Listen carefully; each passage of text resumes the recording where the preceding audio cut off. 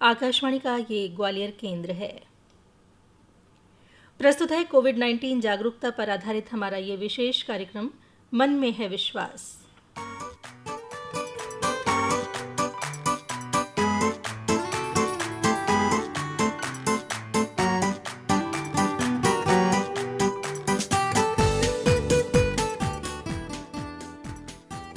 कार्यक्रम सुनने वाले सभी साथियों को तूलिका का नमस्कार। श्रोता साथियों, कोरोना काल ने हमें अपने व्यवहार में कुछ परिवर्तन करना सिखा दिया है। समाज का हर वर्ग, हर तबका सीख चुका है कि उसे कैसे व्यवहार करना है कि वो अपना बचाव कर सके। जानते हैं, जब हम कोई चीज अपने व्यवहार में उतार लेते हैं तो वो सामाजिक व्यवहार के परिवर्तन में भी हमें देखने को मिलने लगती है। लोग जैसी बातें करते हैं, जैसा व्यवहार करते हैं, बाजार भी उस जरूरत को पूरा करने की तैयारी करने लगते हैं और वो बातें हमारे साहित्य और संस्कृति में भी परिवर्तित हो जाती हैं। लेकिन कोई भी परिवर्तन तभी स्थायी होता है जब समाज के अंतिम व्यक्ति तक पहुंचता है। इन परिवर्तनों को संदेशों के माध्यम से समाज तक पहुंचाने का काम करते हैं उस क्षेत्र की बोली में गाए जाने वाले गीत, और ऐसे गीतों को हम लोकगीत कहते हैं। लोकगीतों में संस्कारों की एक बहुत ही समृद्ध परंपरा होती है और जो लोक आचार होते हैं उन्हें संस्कारों में परिवर्तित करने की भी क्षमता इन लोकगीतों में होती है। इस क्षेत्र यानी बुंदेलखंड में गाए जाने वाले लोकगीतों में दतिया और छतरपुर के लोक गायकों का दबदबा रहा है। बुंदेली लोकगीत गायन में दूसरी पीढ़ी का प्रतिनिधित्व कर रहे दतिया के विनोद पुरोहित से इस लोकगीत परंपरा के बारे में हमने बात की। आइए इनसे की गई ये बातचीत आपको सुनवाते हैं। श्रोता साथियों, हमारे साथ हैं बुंदेली लोकगीत गायक विनोद पुरोहित जी। विनोद जी, आपका हमारे कार्यक्रम में स्वागत है। नमस्कार जी। नमस्कार। विनोद जी, पिताजी भी आपके लोकगीत गायक थे, हरिराम पुरोहित। वो मेरे बड़े भाई हैं। अच्छा। लेकिन मेरे पिताजी भी गाते थे, शांत हो गए हैं। स्टेट बैंक में वो थे। क्या नाम था उनका? श्री शालिग्राम जी पुरोहित। शालिग्राम जी पुरोहित, वो भी लोकगीत गायक थे। आप जी, और जी, हरिराम जी दोनों भाई हैं। जी जी जी। और आपके परिवार में आपकी बहनें भी लोकगीत गाती हैं। जी जी। बहुत सारे लोग आपके परिवार के आकाशवाणी के ग्रेडेड लोकगीत आर्टिस्ट हैं। जी मैडम। ये परंपरा है आपके परिवार की, कैसे बनी? सबसे पहले तो हम आपको ये बता दें कि हमारे बाबा जो थे वो बहुत अच्छा गाते थे। तो वो मंत्र वगैरह बहुत अच्छे लय में बोलते थे और बहुत अच्छे गीत गाते थे। तो उनकी प्रेरणा से हमारे पिताजी ने गाना सीखा। और हमारी माता जी भी, चूंकि बुंदेलखंड क्षेत्र यहाँ तालबेट की थी, वो भी शांत हो गई हैं। वो भी बहुत अच्छा गाती थी। ये सब हमें चूंकि बचपन से ही मिला है, विरासत में मिला है, माँ बाप से, बाबा से। और फिर उसके बाद हमारी बड़ी बहन, संगीत उस टाइम विषय था, तो वो रोजाना रियाज करती थी सुबह से 4-5 बजे से उठ के। क्या नाम था उनका? श्रीमती रजनी अडजरिया। पहले रजनी पुरोहित के नाम से वो गाती थी। जी, जी, वर्तमान में वो गा रही हैं। तो उनका सुनते रहे। तो बस इसी तरीके से ये संगीत का माहौल रहा। और छुप छुप के मतलब ये गाते थे, जो पिताजी गाते थे, माताजी गाती थी, तो कभी यहाँ वहाँ होके अपने गा लिया करते थे। जी तो जी। छुपके क्यों गाते थे लेकिन? छुपके इसलिए कि ऐसा ना हो कि किसी को पता चल जाए कि ये गाते हैं। कभी बाथरूम में गाया, कभी यहाँ वहाँ गाया, तो लोगों ने कहा कि अरे आपका लड़का तो बहुत अच्छा गाता है। तो इस तरीके से माँ बाप को पता चला। और धीरे धीरे, चूंकि बड़ी दीदी आकाशवाणी की ओर सिलेक्ट हो गई थी करीब 1982-83 में। तो बस उनके साथ में प्रोग्राम में जाते थे। उन्हीं के गुरुजी थे स्वर्गीय नारायण लाल जी भट्ट जी। उनके यहाँ वो सीखती थी, उनके म्यूजिक टीचर थे वो। एक दिन उन्होंने कहा कि तेरा भाई नहीं गाता है? बोले सर गाता तो है। और बोले नहीं नहीं, उसको सिखाओ। तो बोले सर हम क्या जाने, आप ही एक आध गीत। तो उनने एक गीत हमको दिया और वो हमने गाया। अरे बोले तू तो बहुत अच्छा गाता है। तो उन्होंने एक पब्लिक में प्रोग्राम यहाँ दतिया बब्जी खाने में दीदी के साथ में बोले ये लाइन आपको बोलना है, आधा आपको बोलना है, आधा आपकी बहन बोलेगी। तो इस तरीके से वो वहाँ से शुरुआत हो गई हमारी। पहला गाना जो गुरुजी ने दिया था वो याद है अभी आपको? जी मुझे याद है, बदरिया दिखानी पहरिया के पास है। अब एक लोकगीत गायक एक लोकगीत को बोल के बताएगा तो अच्छा नहीं लगेगा, गा के बताइए। इस तरीके से है। बदरिया दिखानी पहरिया के पाछे, उमरिया लुभानी पहरिया के पाछे। ये चूंकि मौसम का गीत था और बहुत अच्छी तरीके से याद नहीं है पूरा, लेकिन वो सबसे पहले हमारा ये वाला गीत था और हमने इसको पब्लिक में गाया था, बड़ा सराहा गया।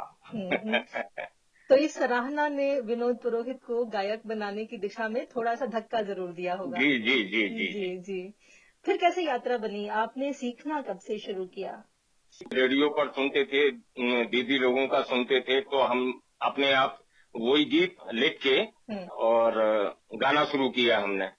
वही भट्ट जी के हम साथ में जब आए दीदी के साथ, तो उन्होंने हमसे कहा कि वो तो बहुत अच्छा गायक बनेगा और ये वाले गीत आप गाइए। उन्होंने कुछ गीत लिख के दिए, पारंपरिक शैली में थे वो गीत, तो वो हमने गाए और उन्होंने हमको ये आश्वासन दिया कि आप आकाशवाणी से गा सकते हैं। तो उन्होंने मेरा फॉर्म भरवाया, क्योंकि दीदी आकाशवाणी से गाने लगी थी, तो उनने फॉर्म भरवाया और उन्हीं के सानिध्य में हम करीब 3 या 4 साल उनसे हमने शिक्षा ग्रहण की। उसके बाद वो शांत हो गए थे 87 में और 84 में हमारा सिलेक्शन हो गया था भोपाल आकाशवाणी से। अरे वाह, क्या बात है जी।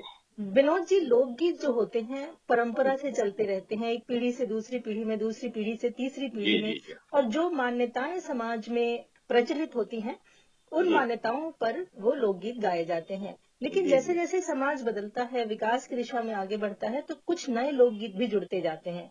जी जी। तो ये जो नए लोकगीत जुड़ते हैं, ये कौन लिखता है? इसे आप ही लोग लिखते हैं? ये क्या है कि जो अपने यहाँ अच्छे साहित्यकार होते हैं, वरिष्ठ साहित्यकार होते हैं, वो लोग लोक शैलीबद्ध में जो अपनी ट्रेडिशनल धुनें होती हैं उन्हीं पर आधारित वर्तमान समय के परिप्रेक्ष्य में वो मतलब गीत बनाते हैं और हम लोगों को देते हैं। तो वो लोक शैलीबद्ध गीत के रूप में उनको अपन चूंकि पारंपरिक नहीं कह सकते हैं, पारंपरिक तो ये वर्षों से जो चले आ रहे हैं ट्रेडिशनल, लेकिन ये लोक शैलीबद्ध गीत वो लोग लिखते हैं, कभी हम लोगों को देते हैं और ये आशा करते हैं कि पात्र व्यक्ति के पास पहुंचे तो हमारा भी नाम होगा साथ में। तो इस तरीके से वो हमको देते हैं। और कुछ गीत ऐसे हैं कि ये हमारी माता जी ने भी लिखे थे, पिताजी ने भी लिखे थे, तो वो वर्षों से हम गाते चले आ रहे हैं। यहाँ मैं आपसे एक अनुरोध करना चाहती हूँ, एक कोई ऐसा गीत गाएं जो कृष्ण जन्म का गीत हो, कोई सोहर हो, कोई बधाई हो। ठीक है, मैं आपको सुना रहा हूँ जी।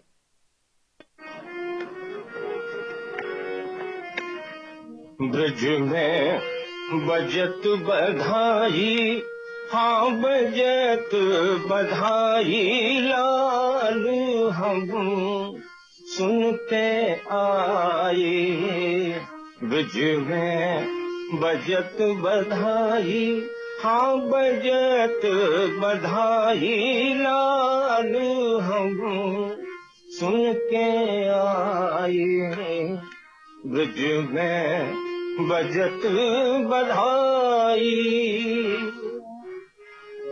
12 जोड़ी बजत नगाड़े, 12 जोड़ी बजत नगाड़े, 1600 शहनाई, लाल हम सुन के आए। ब्रज में बजत बधाई, हाँ ब्रज में बजत बधाई। वाह, ऐसा लग रहा है कि हम सच में सुन के आ रहे हैं, ये सारा दृश्य उपस्थित हो गया। विनोद जी, जो लोकगीत होते हैं लोक मानस पर बड़ा असर डालते हैं, इसीलिए जो सामयिक बातें होती हैं वो लोकगीतों में समाहित होती जाती हैं। जैसे योग दिवस हुआ था तो मुझे याद है कि आप सबने योग गीत लिखे थे और गाए थे। ऐसे जब चुनाव आते हैं तो आप मतदान को प्रेरित करते हुए गीत लिखते हैं और गाते हैं। ऐसे ही ये समय कोरोना का है, तो कुछ जागरूकता के ऐसे गीत आप लोगों ने लिखे और गाए? जी जी जी, तो सुनाइए हमें भी।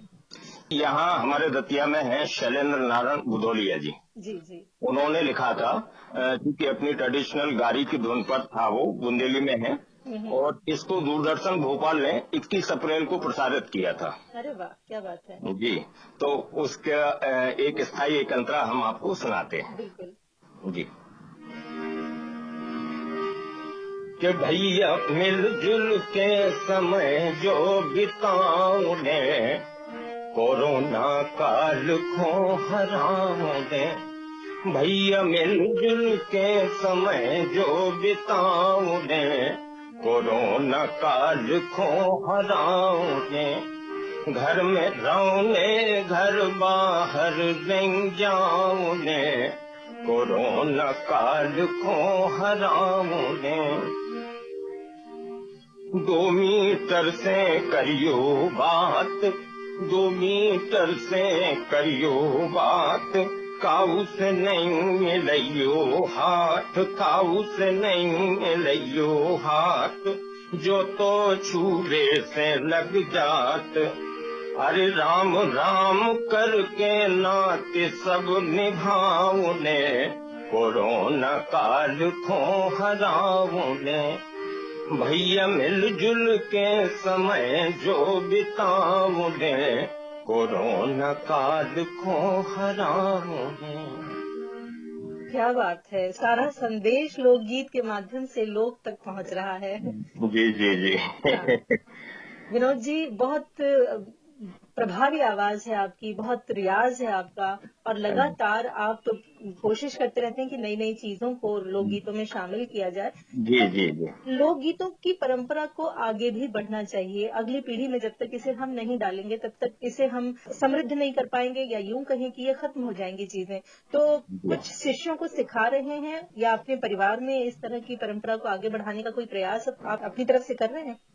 वैसे आजकल फिल्म संगीत और शास्त्रीय संगीत की ओर लोग भाग रहे हैं, और लोक संगीत में बहुत कम लोगों का इंटरेस्ट है। ये आज की पीढ़ी नहीं कर रही है, लेकिन फिर भी हम 3-4 बच्चों को, उसमें हमारा बालक भी शामिल है, यही हमने कहा है कि कम से कम परंपरा तो बनी रहे। तो क्योंकि क्या है कि जो आज के बच्चे हैं वो खड़ी भाषा में ज्यादा उनका प्रयोग करते हैं, तो उनको वो उन शब्दों का अर्थ बता के खड़ी भाषा में इस तरीके से बोला जाता है, अपने बुंदेलखंड में इस तरीके से बोलते हैं। बुंदेली बोली को भी जिंदा रहना है। जी जी जी जी। वो हम थोड़ा बहुत काम कर रहे हैं, और करीब 4-5 लोग ऐसे हैं कि जो हमारे सानिध्य में हैं। क्योंकि हम सरस्वती शिशु मंदिर में हैं, तो वहाँ भी हम इन बच्चों को प्रेरित करते हैं, और वहाँ के बच्चों को और बहनों को भी टूर हम ले जाते हैं, और बुंदेलखंड में जो भी अपने यहाँ दतिया में या आसपास कोई समारोह होता है, उसमें बुंदेलखंड की प्रस्तुति करवाते हैं। दीदी बहुत बढ़िया, बहुत बढ़िया। जी। ये सारी चीजें लोगों को जानना भी इसलिए जरूरी है कि अपनी संस्कृति से प्यार हो पाए, मोहब्बत हो पाए। जी जी जी। और जब तक जानेंगे नहीं तब तक प्यार नहीं पनपेगा। नहीं, ये बात तो बिल्कुल सही है जी।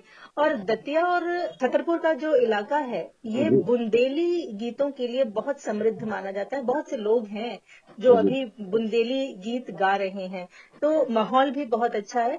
ऐसे में आप लोगों से क्या कहना चाहेंगे, जो अगली पीढ़ी के बच्चे हैं, उनसे क्या कहना चाहेंगे कि लोकगीतों को किस तरह से अपने जीवन में उतारें? हम तो यही कहना चाहेंगे आज की युवा पीढ़ी से कि लोक संगीत है वो अपनी माटी का गीत है, माटी से उपजा हुआ, अपनी लोक भाषा में, अपनी मातृभाषा के जो गीत होते हैं, अपनी माटी से जुड़ना चाहिए।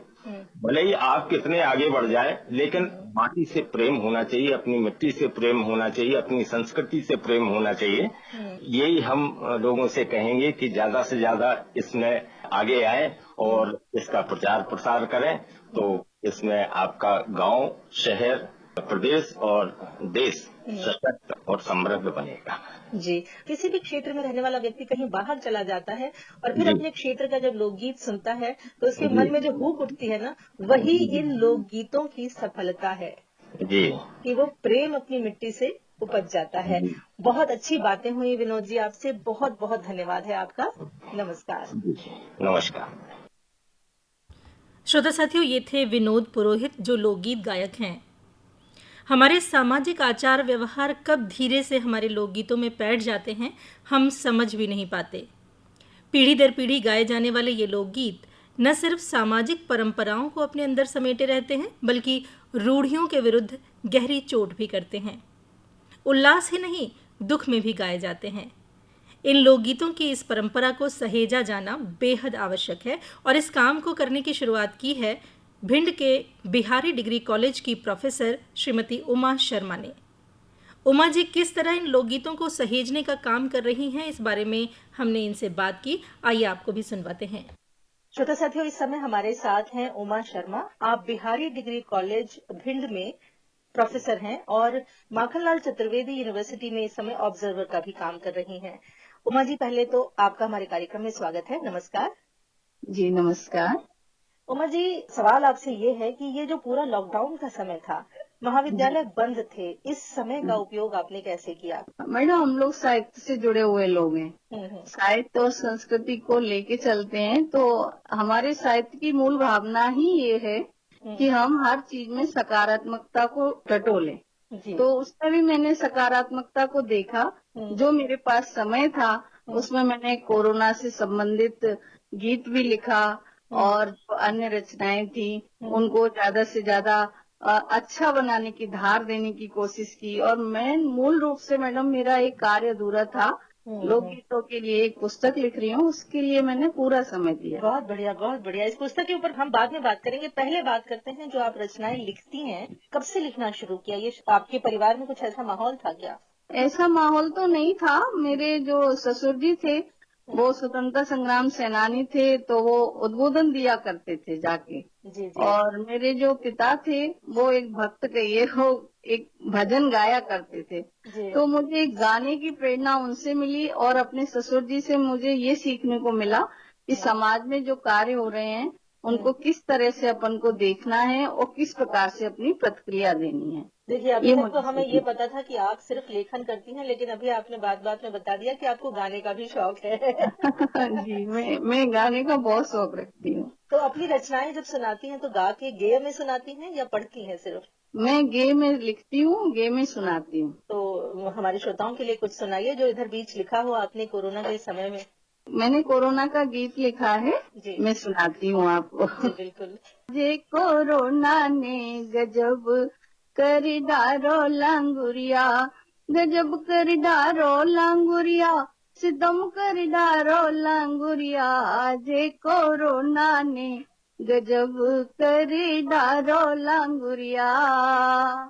उस समय मैडम आपको ध्यान होगा कि कोरोना लगा, उस काल में नवरात्रि भी आए थे। जी, तो मैंने अपनी भावनाओं को इस तरह से लांगुरिया के रूप में प्रदर्शित किया है। जी। इसका अंतरा भी सुनाइए। हाँ, मैं सुनाती हूँ। मोदी जी आकर बोले, सुनो भाइयों बहनों, मोदी जी आकर बोले, सुनो भाइयों बहनों, और अपने अपने घर में रहियो, कोरोना है फैलो जा, कोरोना ने गजब कर डारो लांगुरिया। बहुत बढ़िया। इस बीच में यदि आपने कुछ साहित्यिक रचना लिखी हो तो वो भी हमारे श्रोताओं को सुनाइए। मेरा प्रयास रहता है कि हम लोग बुंदेली में अपनी बात को रखें, क्योंकि बुंदेली के साथ दिक्कत ये है कि हम लोग खड़ी बोली का प्रयोग करने लगे हैं। धीरे धीरे लोप हो रही है, तो मैं कोशिश करती हूँ कि उसमें अपना लेखन करूँ। सही बात है। और ये जो बोलियां हैं, अंचलों में बोली जाती हैं, इनको बचा के रखना बहुत जरूरी है। ये धरोहर है हमारी, हमारी पहचान है। लोकगीतों पर काम करने का कैसे मन में विचार आया?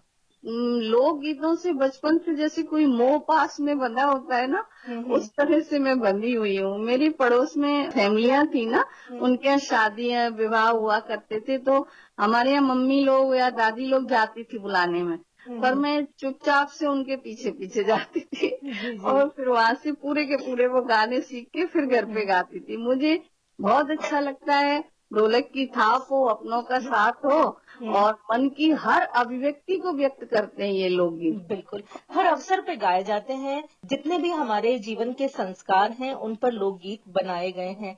यहाँ तक कि महिलाएं जो हैं वो चक्की पीसते हुए गाना गाती हैं, नहाने जाते हैं जब घाट पे तो गीत बने हुए हैं, लोकगीत बने हुए हैं। तो इतना रिच कल्चर है हमारे लोकगीतों का। जो आप पुस्तक जो लिख रही हैं, इनमें किस तरह की चीजों को आपने समाहित किया है?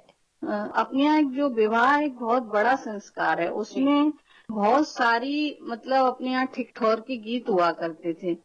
तो उसमें सब महिलाएं इकट्ठी होती थी, पापड़ बन रहे हैं, बड़ी बन रही हैं तो गीत गा रहे हैं, या फिर बेटी की लगन चढ़ती थी ना, लगन लड़की की लिखी जाती थी, तो जितनी महिलाएं बैठी होती थी वो एक गीत गा रही होती थी और रो रही होती थी। आप उस गीत का प्रभाव देखिए, आज भी जब वो गीत गपता है तो वो रोती हैं और गाती हैं, जिसको सीता का मंगल कहते हैं। बहुत लंबा गीत है वो, हालांकि थोड़ा सा हमारे श्रोताओं को सुनाइए सीता का मंगल। संबर सतुआ बांध के झाड़ी उले लई हाथ बर ढूंढन बाबुल चले, हाकिम ढूंढो लाड़ी पश्चिम, ढूंढी और दिन रात सीता को मंगल गायो। इसकी मैडम लय जो है हमारे लोकगीतों बड़ी करुण है। जी, भाषा या बोली किसी को नहीं भी समझ में आती है, लोकगीत अपनी टेर से लोगों को अपने आप अपना भाव समझा देते हैं। बिल्कुल बिल्कुल मैडम। और मैडम हमारे यहाँ लोकगीतों की लय की भी अपनी परंपरा है जी। जो बेटी के शादी में गाए जाने वाले गीत हैं वो मार्मिक लय लिए हुए हैं। और ऐसे जब हमारे यहाँ लड़के की लगन में गपता है तो आपको पता ही है, लगन आई हरे हरे, उसमें उल्लास दिखाई दे रहा है। ये उल्लास वाला भी एक गीत हमारे श्रोताओं को सुना के बताइए। जी।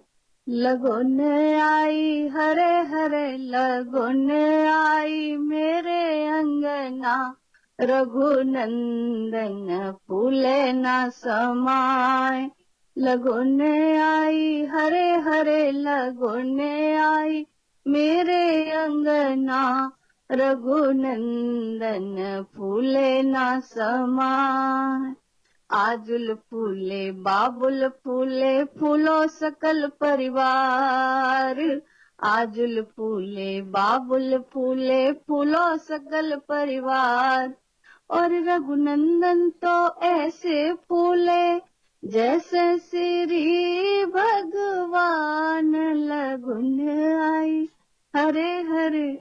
इस तरह। बहुत बढ़िया, बहुत बढ़िया। देखिए, लड़की के लगन का गीत आपने सुनाया, उसमें कारुणिकता थी, और लड़के के लगन का जो गीत सुनाया उसमें उल्लास था। निश्चित तौर पर एक जगह से बेटी विदा होकर के दूसरी जगह उसके स्वागत की तैयारी की जा रही है, दोनों चीजों में बहुत फर्क है और वो फर्क हमारे लोकगीतों में दिखता है। ये लोकगीत बहुत सारे संस्कार, बहुत सारे भाव अपने अंदर समेटे होते हैं। तो जो किताब आप लिख रही हैं, लिपिबद्ध कर रही हैं इन सभी चीजों को, ये आगे आने वाली पीढ़ी के लिए बहुत बड़ी धरोहर होगी। लोकगीत जो है वो गाने की लय की बात होती है उसमें। जी बिल्कुल। हाँ जी। ये कैसे आगे बढ़ेगा?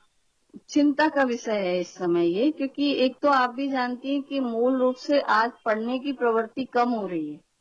मैंने अपनी माओ से, दादियों से ये गीत सीखे और सुने। मेरे जैसी कई महिलाएं होंगी जिन्हें ये गीत पसंद होंगे, लेकिन अब वो लुप्त होते जा रहे हैं, उन्हें आते नहीं है। या फिर आप भी देख रही हैं जो विवाह होते हैं तो उसका समय इतना सीमित कर दिया गया है, तो उसमें अपनी वैभव प्रदर्शन की होड़ रहती है मेरे ख्याल से, और तो मुझे कुछ नहीं मिलता उनमें। और जो लोकगीतों की मिठास थी वो लोप हो गया, हास प्रयास मनोहार था, सब खत्म हो गया ना। तो इसलिए मैं चाह रही हूँ कि मेरी एक ऐसी पुस्तक बने जो कोई कला प्रेमी हो, लोकगीत प्रेमी हो, तो जब उसका मन हो तो वो उन गीतों से परिचित हो सके। और ईश्वर की कृपा से लॉकडाउन ने आपको इतना अच्छा समय दिया है कि आप ये सारी चीजें लिपिबद्ध कर सकें और आगे की पीढ़ी को सौंप सकें। तो कितना काम अभी आप उसका पूरा कर चुकी हैं? आप तो जानती हैं कि महिलाओं के लिए लॉकडाउन कभी होता नहीं है। तो मैंने प्रयास किया। एक तो मैडम इनको संकलित करना है, जगह जगह से लेना है। हम लोग जिस भिंड में रहते हैं तो भिंड और इटावा में बहुत कम दूरी है, पर यहाँ भी लय बदल जाती है लोकगीतों की, और लोकगीतों की भावना मूल वही रहती है, पर लय और शब्द बदल जाते हैं कुछ। जी। तो जब मैं क्योंकि किताब लिख रही हूँ तो मुझे इन सब चीजों का ध्यान रखना होगा कि मैं अपने साहित्य में इन सब चीजों का बता सकूं कि वहाँ जैसे मैडम अपने यहाँ बच्चे के जन्म के समय गीत होते हैं, जैसे कि मैडम खिचड़ी गाई जाती है, आपको पता होगा। खिचड़ी में सुनती थी, तो मैं आपको अगर परमिशन हो तो सुनाऊंगा। सुनाइए ना, सुनाइए बिल्कुल। उसमें क्या है कि गर्भवती महिला है, वो अपने पति से कहती है, उसका बिल्कुल 9 महीने का समय पूरा हो गया है और आप जानते हैं, हम भी जानते हैं कि गर्भवती महिलाओं को कुछ अनोखी चीजें खाने का मन करता है।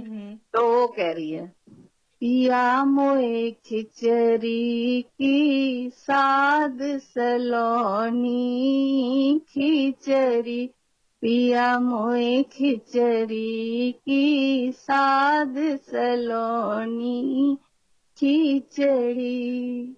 तो उसका हस्बैंड कहता है, धना चावल महंगे हो गए और बड़े मोल की दार सलोनी खिचड़ी, पिया मोए खिचड़ी की साद सलोनी खिचड़ी।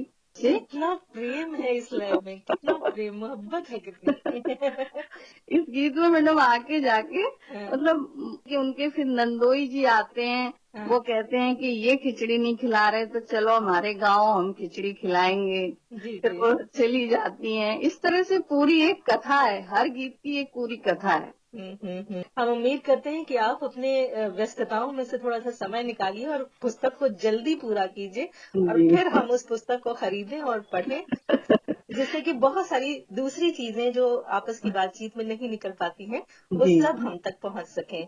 लोकगीत के गायन की परंपरा को आगे बढ़ाने के लिए आप आने वाली पीढ़ी से क्या कहेंगे? मेरा ऐसा मानना है कि जो सामने दिखाई दे रहा है वो ही लोग उसको पकड़ेंगे, तो मैं प्रयास करूंगी। और जो मेरे स्टूडेंट हैं और आप जैसे लोग हैं जिन्होंने आज मुझे इस तरह से मौका दिया जन जन तक अपनी बात पहुंचाने का, तो उसके माध्यम से निश्चित ही लोगों में लोकगीतों के प्रति रुझान है। मैडम, इस चीज को स्वीकार करेंगे हम लोग कि रुझान है, पर वो कहीं ना कहीं समय अभाव के कारण खोते जा रहे हैं। जैसे मैडम अभी बेटियां रहती थी, पहले दूर इतना नहीं था, आने जाने के इतने साधन उपलब्ध नहीं थे। बेटियां किस तरह से संदेशा भेजती थी या आस लगाती थी, वो मैं एक गीत आपके सामने रखती हूँ। बिल्कुल। बसवा कटैयो बाबुल बंगला छवैयो, दीजो हिंडोला गलाए रे, हम तो बबुल तेरे अंगना की चिड़िया, सुरुंगत चुंगत उड़ी जाए रे, बसवा कटैयो बाबुल बंगला छवैयो, दीजो हिंडोला गलाए रे। बहुत खूबसूरत। कारण ये भी है कि एक बेटी किस तरह से उम्मीद कर रही है अपने बाबुल से, अपने पिता से, अपने मायके वालों से, बहुत कारुणिक है। उमा जी, यहाँ एक चीज और है कि हमारी बहुत बड़ी जिम्मेदारी बन जाती है कि इन लोकगीतों को हम अगली पीढ़ी में लेके जाएं। तो क्या इन गीतों को गेय रूप में, क्योंकि आपकी आवाज भी बहुत मधुर है और गीतों की जानकारी भी आपको बहुत ज्यादा है, इन गीतों को संकलित करके और इंटरनेट पे डालने का, यूट्यूब के माध्यम से या किसी और तरीके से आप संकलित करने का कुछ इस तरह का भी सोचिए। इतनी मधुर आवाज में इतने सुंदर गीत यदि लुप्त हो जाएंगे आपके बाद तो अच्छा नहीं होगा। जी मैडम, आपकी सलाह मेरे लिए बहुत ही अच्छी सलाह है। मुझे लग रहा था कि शायद कोई नहीं सुनना चाहता है इस तरह से, लेकिन आप जो कह रही हैं वो सही है कि मैं यूट्यूब पे अपना इन गीतों को डालूंगी ताकि लोग उनको समझें और इनमें रुचि पैदा हो लोगों की। रुचि तो बाद में पैदा होगी जब आप डालेंगी, लेकिन संग्रह का भी एक इरादा होना चाहिए कि संग्रहित हो सके एक जगह पे, क्योंकि जो गीत आपने सुना है उसमें एक नयापन था। जी, तो इस चीज को थोड़ा आप हमेशा ध्यान रखिएगा। जी मैडम, जरूर। मैडम मैं एक और जो जिसको खिलावन कहते हैं, खिलावन का गीत और सुनाना चाहूंगी आपको। बिल्कुल बिल्कुल आप सुनाइए। देखिए उसमें कितना प्रहास है और अपने आपस की नोक झोंक है पति पत्नी की। जी जी सुनाए। बदलूंगी बालम तोए, हाँ तोए, कौछल जुलपियन वाले सो बदलूंगी बालम तोए, हाँ तोए, कौछल जुलपियन वाले सो। तुम रोज बाजारें जाते नहीं, तुम लड़ुआ पेड़ा लाते नहीं, कहा करूं राखी के तोए, हाँ तोए, कौछल जुलपियन बारे सो बदलूंगी बालम तोए।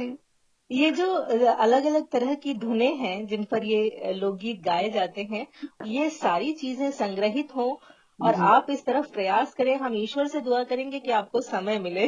जी जी और मुझे तो बहुत आप जैसे लोगों का सानिध्य मिल रहा है, जिससे मुझ में ऊर्जा आ रही है कि मैं करूं। नहीं तो आप जानती हैं कि लेडीजों के पास सैकड़ों काम होते हैं करने के लिए, तो सोचते हैं चलो हो जाएगा, लेकिन जरूर इस क्षेत्र में अब लगन से काम करूंगी। ऐसा होता है महिलाओं के साथ कि जिम्मेदारियों में उनकी कला, उनकी प्रतिभा दब जाती है, लेकिन कुछ जिम्मेदारियां समाज के प्रति भी हमारी सबकी होती हैं। मनुष्य होने के नाते हम सबकी होती हैं।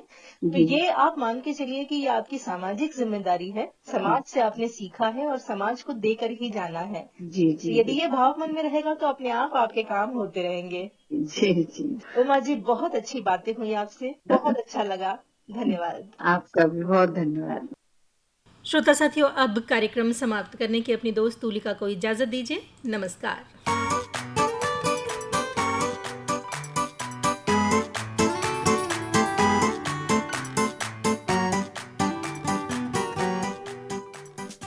अभी आप सुन रहे थे कोविड-19 जागरूकता पर विशेष कार्यक्रम मन में है विश्वास।